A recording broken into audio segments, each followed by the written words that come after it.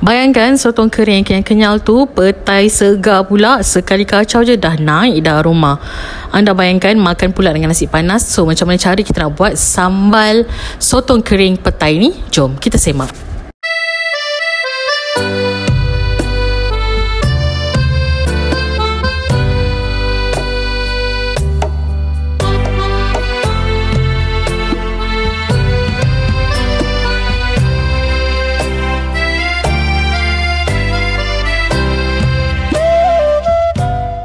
Hari tu Nina beli sotong kering ni di Pitas. Harganya memang sangat-sangat murah. Satu paket tu je cuma RM5 tak silap Nina.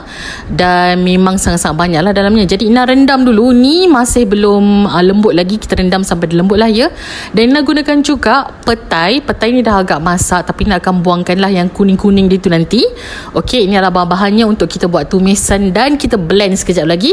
Dan juga lada kering yang kita akan gunakan. Untuk ni sebab bahan anda boleh semak di bawah ya. Jadi untuk rasa yang lebih pop-up ni, gunakan udang kering kat sini untuk kita settle bahan tumisan kita. Bawang besar, bawang putih dan juga lada kering yang ni dah siap pun apa orang kata rebus. Okey, sampai lembut macam tu.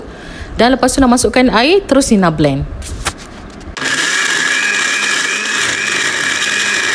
Nina memang sangat suka lah pakai blender ni, selain daripada harga dia yang marhen, okey, dan dia pun tajam dan insyaAllah tahan lama sebab dia jenama yang macam tu kan. Jadi tanpa buang masa, kita terus ke next step. Nina masukkan minyak ke dalam kuali Nina. Dah panas apa semua, terus Nina masukkan kita punya lada yang kita dah siap blend tadi. Maafkan Nina untuk kali ni Nina tak pakai lighting sebab lighting Nina patah. Jadi kita gunakan cahaya daripada phone sahaja. Jadi agak kemerahan lah ya macam tu. Dan ni letakkan juga kita punya asam keping. Okey, kalau ada asam jawa pakailah apa je yang ada kat rumah. Kita punya sotong pun dah lembut. Dah pecah minyak, terus masukkan kita punya sotong tadi. And then lepas tu dah merata, kita dah rasa kita punya sotong tu dah helok macam tu.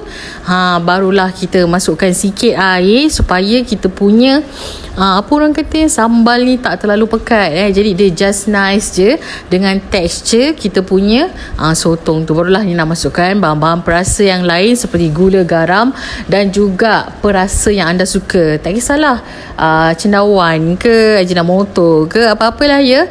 Dan seterusnya barulah di akhir sekali nak masukkan petai. Kalau anda nak goreng dulu petai ni tak ada masalah di awal tadi boleh lah goreng dulu petai ni tak ada masalah, mana-mana pun okey je. Okey, lepas dah gaul rata, dah cantik itu, bolehlah plating. Nina buat banyak kali ni sebab separuh daripada sambal Nina ni Nina nak masukkan dekat dalam botol dan nak masukkan ke dalam freezer Nina. So nanti bolehlah Nina makan bila-bila Nina nak kan. Senang kan. Kalau tiba-tiba kita balik daripada fly mana-mana, dekat peti sudut dan makanan tinggal angatkan je, tak payah nak masak semula kan.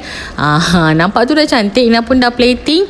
Nina nak makan bersama dengan encik suami sekejap lagi. Ini adalah antara menu kegemaran dia lah ya. Petai-petai ni menu terpoyak-terpoyak, lemak-lemak santan tu memang dia punya favourite. Jadi itu sajalah untuk kali ni. Nak makan bersama dengan ayam goreng dan juga sikit lah ikan kering kering-kering je hari ni makan. Sayur tak ada. Sayur tak beli lagi. Just itu saja untuk kali ni. Semoga bermanfaat. Akhir kata jangan lupa subscribe, like and share, hit the bell notification untuk pelbagai menu menarik daripada Nina Ana. Sayang semua, kalau ada apa-apa anda boleh komen kat bawah. Itu saja untuk kali ni. Bye bye.